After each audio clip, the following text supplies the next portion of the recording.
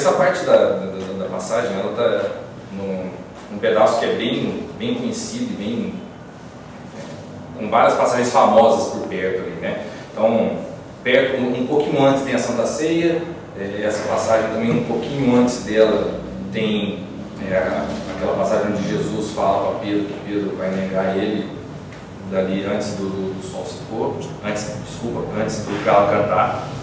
E aí vem essa passagem que é bastante conhecida, né? Aqueles que crerem em mim farão as minhas obras e ainda maiores. E logo em seguida, dali a pouco, também já vem a parte onde Jesus é preso e a crucificação. Então, essa passagem aí, ela se passa menos de um dia da morte de Jesus, né? Jesus vai morrer menos de 24 horas depois disso. E uma parte interessante, né? Jesus, logo ali no começo, ele, um pouquinho antes disso, no capítulo 13, finalzinho do capítulo 13, ele faz o anúncio da sua morte, né? Ele vai falar para os discípulos o seguinte, ele vai falar que ele não está mais, ele vai estar com eles só mais um pouco, que também é uma passagem bem famosa, né? Assim, eu estarei com vocês só mais um pouco, não muito, e esse não muito realmente é muito pouco mesmo, mas ele não estava se referindo só à sua morte, né? E eu fico pensando, né? Jesus está falando para os discípulos e está dando essa notícia para eles: olha, gente, eu não vou ficar com vocês. Então, daqui a pouco eu estou tomando meu rumo, vocês vão seguir aí. E para os discípulos, eu fico pensando, né? Como que deve ter sido receber essa notícia de Jesus?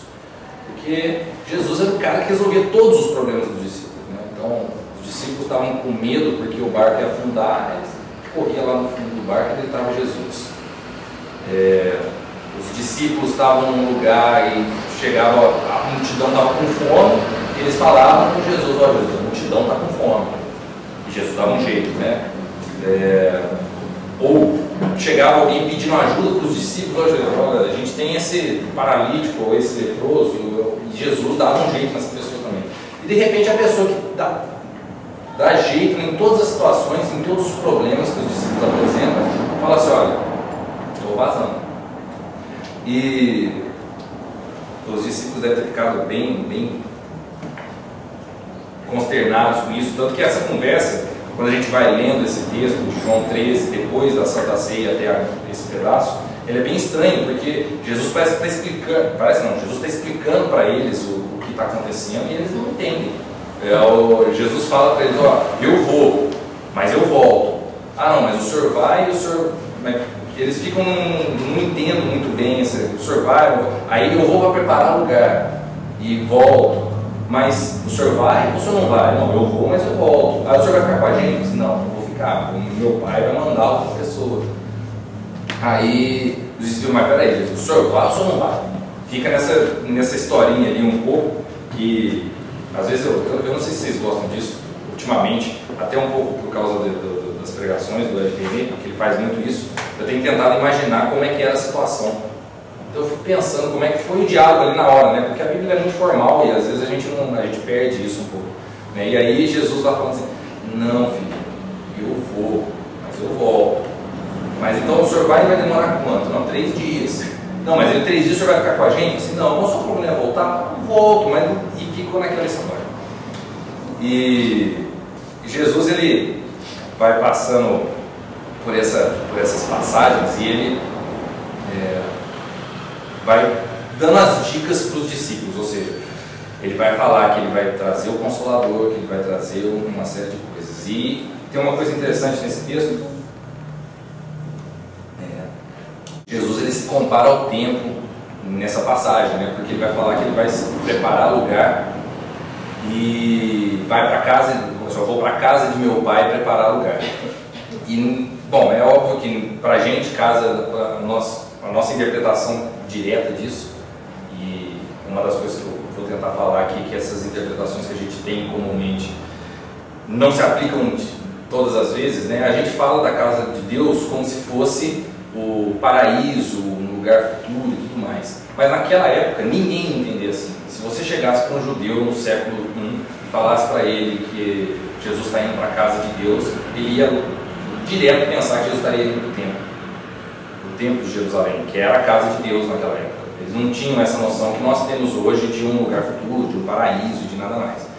E além disso, Jesus ainda dá uma outra dica, porque lá em João ele tem outra hora em que ele se compara também ao templo, que é quando ele fala que o templo vai ser derrubado, mas ele vai falar, eu derrubo esse templo e reconstruo ele em 3 dias.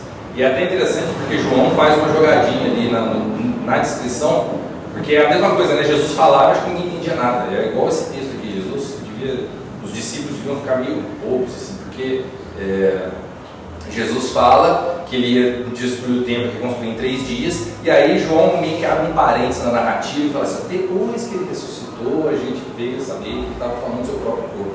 Então, Jesus está se comparando nesse texto também ao templo de Jerusalém, que mais do que simplesmente dizer que ele é o templo, na verdade ele está dando um recado bem claro, ou seja, eu sou o lugar onde Deus habita. Deus habita comigo, Ele está comigo, e eu sou a própria presença de Deus, porque era isso que o templo era na época. Quando existia o tabernáculo, o templo rodava conforme o povo andava, e a presença de Deus acompanhava o tabernáculo. E agora, com o templo fixo, naquela época de Jesus, com o templo fixo, a presença de Deus estava naquele local. E Jesus agora está dizendo, olha, eu sou a própria presença de Deus. E a história não termina aí, né? Ela vai chegando, ela vai se deslocando, e Jesus vai numa linha de raciocínio que vai prender os discípulos de uma maneira muito bacana. Ele vai falar em João 14, 15 e 17, ele vai ser esse texto também na versão da mensagem. Se vocês me amam, demonstrem esse amor, fazendo o que eu disse a vocês. Falarei com o Pai e Ele providenciará outro amigo para que sempre haja alguém com vocês. Esse amigo é o Espírito da verdade.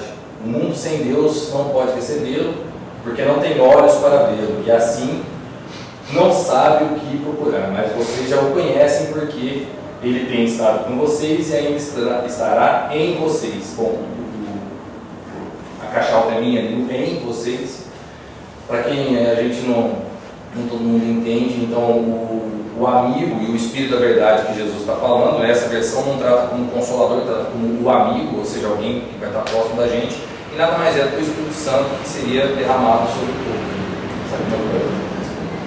Não permitirei que vocês fiquem órfãos, eu voltarei, e pouco tempo o mundo não me verá mais, só vocês, porque estou vivo e vocês estão prestes a receber o livro. Quando essa hora chegar, vocês vão saber, sem sombra de dúvida, que estou em meu Pai, que vocês estão em mim e que estou em vocês.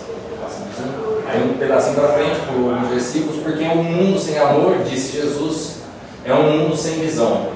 Se alguém me ama, vai guardar a minha palavra com o maior cuidado e o meu Pai o amará. Nós viveremos nele.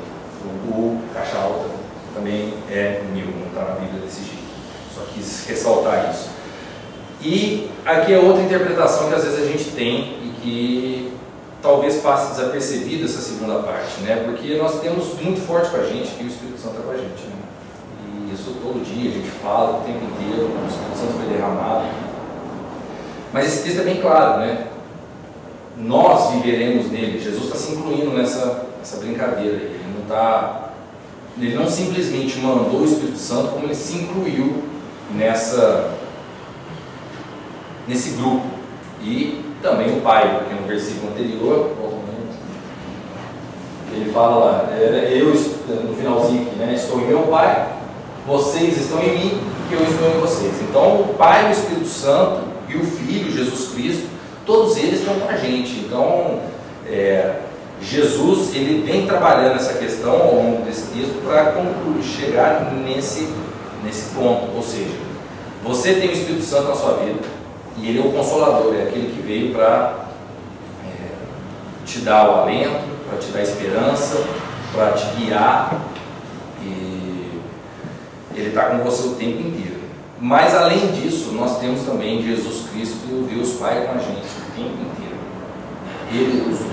Os três vão habitar, fazendo um grupo aí com 4 pessoas, em que a gente vai estar os 3 juntos, porque nós estamos nele e ele está em nós, e o Espírito Santo está em nós, ou seja, todo mundo está aqui. E isso é uma coisa bem interessante, porque eu acho bacana como a Bíblia ela vai se completando, né? Quando Jesus vive na gente, isso nada mais é do que uma outra forma de dizer aquilo que Paulo falou lá na frente, ou seja, Jesus Cristo, não sou mais eu quem vivo, mas Jesus Cristo que vive em mim. E é uma coisa bem completa, e são formas de dizer as mesmas coisas. E aí vem uma coisa bacana, porque meio que mesclando com o que eu disse antes, né? Jesus era o cara que resolvia os problemas dos discípulos, ou seja, eu tinha um problema e falava: Jesus, me dá uma força aqui. Só que agora Jesus está dentro de mim. E aí uma pergunta pertinente: quando eu tiver que procurar Jesus, eu vou procurar ele aonde? Quando eu tiver um problema, eu vou procurar Jesus aonde? Agora é uma coisa, Jesus mudou de endereço, ele não vive mais num lugar longe, ele está comigo. Então, quem será que tem que resolver esses problemas quando eu mesmo tenho um problema? E mais do que isso, né? As pessoas procuravam os discípulos falando: olha, o Pedro, o João, qualquer um deles, né? Eu tenho aqui um problema, meu filho está endemoniado, ou olha, eu sou coxo, ou qualquer problema desse. E aí o Pedro corria lá em Jesus e Jesus resolveu o problema. Só que agora é uma coisa muito bacana, porque agora Jesus, a gente não tem mais que correr, Jesus não está mais no lugar físico, mas ele está dentro de mim. Quando uma pessoa procura a gente, ou procurar alguém agora, pedindo ajuda, ou apresentando algum problema, e a gente tiver que correr para Jesus, eu vou correr para quem? Se ele está dentro de mim. Bom, isso é muito interessante, porque é uma novidade que o cristianismo apresenta nesse ponto. Porque todas as religiões até então, elas falavam muito a respeito do quê? Eu tenho as religiões da época, né? Bem claro, né? As religiões da época, o que tinha? Você tinha um Deus e você cultuava esse Deus para esse Deus fazer as coisas por você. Ou você cultuava esse Deus para esse Deus fazer as coisas para as outras pessoas.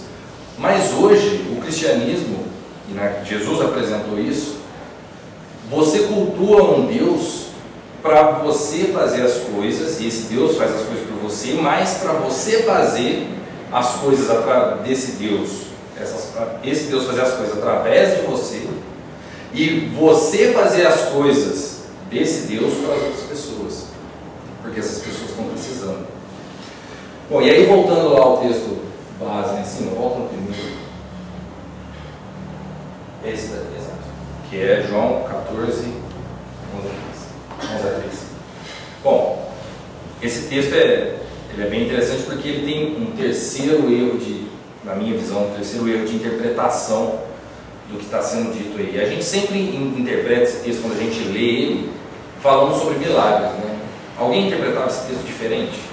Quando a gente Jesus fala: vocês vão fazer as coisas que eu fazia e ainda maiores. Eu, pelo menos, sempre interpretei e sempre vi a interpretação disso ser milagres, ou seja, você vai curar como Jesus curava, você vai multiplicar como Jesus multiplicava, você vai fazer esses sinais que Jesus fazia. Mas é bem interessante porque essa tradução, ela vai muito mais fundo no texto. O que Jesus estava dizendo lá, ele não estava dizendo que você vai fazer as coisas como ele fazia, mas você vai fazer o que ele fazia. Ou seja, Jesus multiplicava os pães? Não, ele não fez isso. Bom, ele fez, né? Ele fez isso. Mas, na verdade, isso era só a forma como ele fez uma outra coisa, que foi alimentar as pessoas que estavam lá naquele lugar. Quando ele curou uma pessoa, o que ele fez, a forma de ajudar a pessoa foi curar, mas o que ele fez na verdade foi dar esperança, foi dar alento, foi dar uma salvação para aquela pessoa, foi ajudar ela na vida dela. Mesma coisa, né? E ele tem horas que ele faz esse tipo de coisa sem fazer um sinal, né? Então ele ajuda a mulher adulta que ia ser apedrejada, ele ajuda a pessoa que está, a mulher lá no samaritana, lá no poço, e tudo isso ele fez isso são as obras dele. E é desse jeito que a gente vai acreditar nele, né? Está falando ali, né? Se vocês não acreditam que o Pai está em mim, que eu estou no Pai, então vocês acreditam que vocês podem ver, então, nas minhas obras, é o que eu fiz. E é isso que eu acho que esse texto está dizendo, ou seja, você vai fazer as mesmas coisas que Jesus fazia, mas e maiores, fazer coisas que eu faço, mas poderá talvez fazer coisas maiores, porque eu, em meu caminho para o Pai, dou a vocês o privilégio de fazer a mesma obra que tenho realizado. Podem contar com isso. Isso é bem interessante, porque além de tudo, Jesus considera fazer as coisas que ele fazia um privilégio. Então, é aquele negócio, quando alguém chegar para mim e me disser assim, como disse para Jesus, assim, Jesus, e aquele pessoal está com fome, o que eu vou fazer? E eu não tenho como correr para Jesus. Jesus está dentro de mim. E Ele está aqui para me dar força, e Ele está aqui para me ajudar, mas, no final das contas, é para mim que Ele está. Na hora que a gente precisar, que alguém correr para nós e falar, Jesus, mas se eu precisar, Jesus, e o paralítico, Jesus, e o pessoal está com fome, Jesus. Na verdade, ele está gritando para a gente. E eu vejo que ele está gritando para mim, porque Jesus está dentro de mim. E o Espírito Santo dentro de mim me ajuda e me fala que agora, quando as pessoas precisarem de uma demanda que está relacionada para Jesus, quem tem que atender sou eu, porque ele está dentro de mim. E é lógico que a gente não vai fazer tudo e que nem tudo a gente pode fazer, mas essas obras que Jesus diz, ele diz que são coisas práticas, né? Obra é coisa prática. Então, o que a gente tem que fazer quando alguém nos procura pedindo uma obra? Porque perdoar o pecado não é obra, isso é ação divina. Fazer um milagre não é obra, é um método de fazer as coisas. Mas, quando a pessoa precisar da gente, para a gente fazer, precisar de mim, para eu fazer alguma coisa que Jesus fazia, e aí a gente pode pensar em tudo que Jesus fazia, né? Pode pensar que Jesus alimentava, Jesus dava conforto, dava esperança, Jesus dava alento, era amigo, era companheiro, era parceiro, ele não tinha preconceitos, essas são as obras que Jesus deixou. Ele se relacionava com todo mundo, independente de classe social, independente de raça. Ele se relacionou com os judeus, mas ele se relacionou com o samaritano, que na época, se fosse uma comparação, é mais ou menos o que é palestinos e israelenses, pessoas que não se bicam mesmo, né? E ele fez isso. E aí Jesus faz uma coisa, ele sempre se amarra uma coisa na outra. Ou seja, eu creio nisso, e se eu creio nisso, eu tenho que fazer a mesma coisa que ele fazia. Acho que está mais para frente aí, passa um pouquinho. Está mais, se aqui. Passa. Então. Eu vou abrir aqui, eu leio para vocês aqui. É que está anotado aqui no papelzinho do restaurante, né?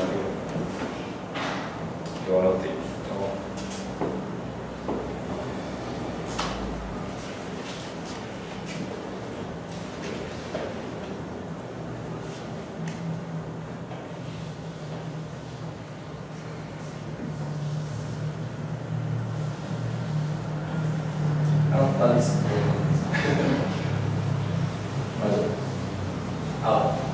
Se vocês me amam, demonstrem esse amor fazendo o que eu disse a vocês.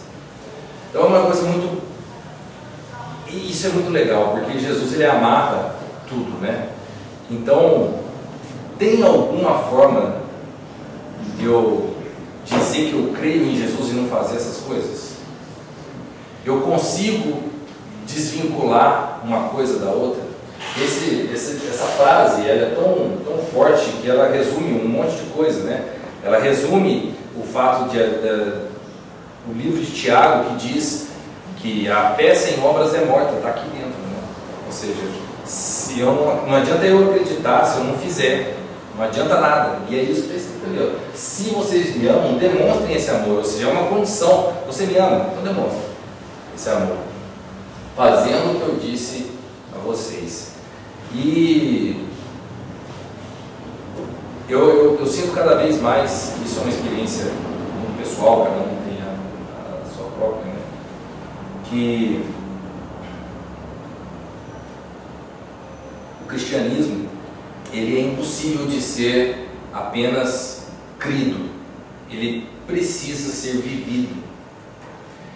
E o cristianismo, se ele for apenas uma filosofia, ele nada mais é do que qualquer outra filosofia, qualquer outra forma de pensar. E que ele só deixa de ser filosofia e passa a ser algo que vale a pena e passa a ser algo que tem sentido quando ele alia a filosofia à prática, às obras. E não é simplesmente porque a gente tem que fazer isso e eu faço porque eu tenho que fazer, mas a gente faz agora porque Jesus está na gente. Jesus está comigo. E Ele respondia essas demandas de todo mundo. Ele não deixava ninguém sem uma resposta. E todos os que vinham para Ele atendia. E eu acredito que é bem isso que Ele diz lá na grande comissão de ir de pregar o Evangelho para toda criatura, para todo mundo. E bom, resumindo, né, ele vai falar um monte de lugar, em todo lugar. É isso que ele quis dizer, se completa nesse texto, ou seja, você vai transmitir a minha filosofia, mas você tem que praticar ela, porque é assim que você prega, porque era assim que eu pregava e era assim que eu fazia, e você vai fazer porque agora eu estou em você. E se você não fizer, então você não acredita, porque é uma condição. Você acreditar, você tem que fazer. E é outra coisa interessante que a gente às vezes sempre interpreta, né? Fazer as coisas boas que Jesus fazia, e às vezes a gente acha que as coisas boas que Jesus fazia era não pecar, não mentir, né? Não mentir, não roubar, não matar, esse tipo de coisa que ele não fazia. Mas na verdade não é só isso. Isso a gente não faz porque não é pra gente. Eu não mato e não roubo e não minto e sei lá o que mais, porque isso não é para mim, não faz sentido para mim, de acordo com a minha filosofia de vida, isso não faz sentido, que é o cristianismo. Mas Jesus fazia algumas coisas, e eu não sei quantos de vocês já ouviram falar aqui da missão integral, e esse é um conceito bem interessante, ou seja, missão integral é algo que nasceu aqui da gente, na América Latina, né, no Brasil, na Colômbia, no Equador, nesses lugares. E é um lugar que tem uma mensagem bem clara, ou seja, o Evangelho todo para todo homem e para toda criatura, para toda criação. E então, ele busca entender e busca espalhar uma forma de pensar onde o Evangelho ele não é apenas um jeito de ser bonzinho, ele é uma forma em que eu vou trazer refrigério, solução, ou ajuda, esperança para toda criatura, ser humano ou não. E é isso que Jesus fazia, né? Jesus se preocupava na hora de alimentar os pobres, ele se preocupava na hora de alimentar a alma deles também. Então, e é isso que a missão integral vem falar, vem dizer que você e eu temos que praticar as obras que Jesus praticava, ou seja, a esperança, dar refrigério, ajudar as outras pessoas, alimentar quem precisa, estar disponível para quem precisa, estar disponível para as pessoas que precisam de ajuda, que precisam da gente.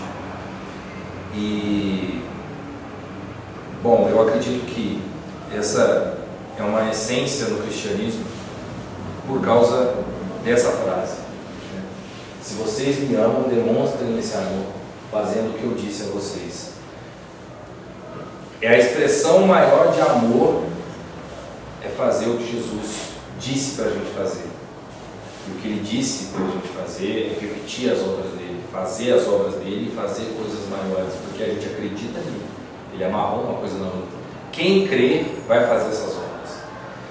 E eu acho que a gente pode prestar atenção nisso, eu posso prestar atenção nisso, porque a gente às vezes vive um cristianismo muito teórico e filosófico e acaba por viver ele menos prático, quando na verdade é impossível. Se você vive um cristianismo teórico, você não vive um cristianismo, porque ele não é teórico, não tem como ser. Se você vive um cristianismo teórico, a conclusão que a gente pode chegar é que você não ama Cristo, e eu não amo Cristo. Essa é a conclusão que esse texto nos passa. Mas como todos amam Cristo, né, gente? Então, na verdade, a gente tem que fazer. A mensagem não é para ser ruim, é para ser boa. A mensagem é: já que todos amamos a Cristo, então já que todos temos Ele no coração, todos temos Ele dentro de nós, o que a gente tem que fazer é repetir as obras dele e maiores. Então eu não posso me contentar só com alimentar uma multidão de 4.000, de 7.000, não posso me contentar só em trazer esperança para uma pessoa, para duas, porque se eu creio em Jesus, eu vou fazer essas coisas, eu vou fazer coisas maiores ainda. E bom, gente, eu acho que eu preciso muito disso, e eu gostaria mais de ter condição de fazer isso, de viver um cristianismo mais prático, que se preocupa com o outro, que se preocupa com a condição do outro, como Jesus se preocupava, e que, mais do que isso, tem uma posição ativa nisso. Eu me preocupo e eu não vou me conformar com essa pessoa que está passando necessidade, está sofrendo, está numa condição ruim. Eu não vou me conformar com isso, eu vou ajudá-la nisso. Eu vou fazer o que tiver ao meu alcance para que eu possa ajudar essa pessoa. Não porque eu sou bom, não porque nada disso, mas porque Jesus está dentro de mim e é isso que ele fazia. Então eu sou obrigado a fazer isso, para ser um cristianismo, para não ser simplesmente uma filosofia qualquer, mas para ser aquilo que Jesus passou para nós. E eu acho que eu gosto muito do café, porque o café ele tem buscado isso. A gente conversou um pouco disso na terça-feira, né? Não, ontem, né? No Caputino. O Lizardo até falou, ontem de manhã o Lizardo estava aqui, e ele até falou assim: nós somos um pouco teóricos demais aqui, né? A gente não faz muitas coisas, né? Mas a gente tem as ideias, a gente tem a mão de obra, e nós somos pessoas mais do que capacitadas para fazer isso. E eu acho que a gente pode se aproveitar como comunidade, além de ser isso como pessoas individuais, mas como comunidade, para trazer essas soluções, para ter essa vida prática, para ter essa condição prática. E a gente está acabando o ano agora, né? Isso é a última mensagem, fechando aí com chave de ouro. Mas a gente está aqui fechando esse ano e vai entrar numa época de festa, todo mundo vai para casa e tudo mais. E a gente volta no ano que vem com gás novo, depois do recesso, depois das festas. E eu acho que não tem melhor oportunidade do que essa para a gente colocar isso em prática, para a gente se dispor e fazer aquilo que é, na verdade, a maior expressão de amor por Jesus. Fazer as coisas, fazer as obras que ele fazia. E eu acho que é isso. Esses dois olhos juntos aqui estão me tirando o tempo inteiro. Esses dois aqui. Mas eu acho que é isso. Eu vou fazer uma oração aqui para Deus abençoar a gente. E então, acalmar esses dois aqui, que tem problema. Deus, muito obrigado. Tentei passar o que eu tinha pensado, o que eu tinha estudado e o que eu acho que é uma coisa interessante. Que a gente possa, mais do que acreditar no Senhor, nós possamos vivê-lo. Vivê-lo em nós, com a nossa vida, mas o Senhor dentro de nós.